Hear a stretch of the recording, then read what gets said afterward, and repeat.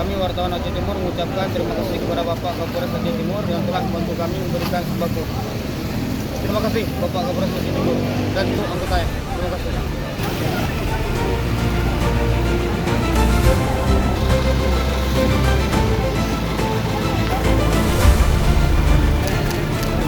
Terima kasih kami ucapkan dari kepada Bapak Kapolres Aceh Timur yang telah memberikan bantuan kepada para jurnalis hari ini.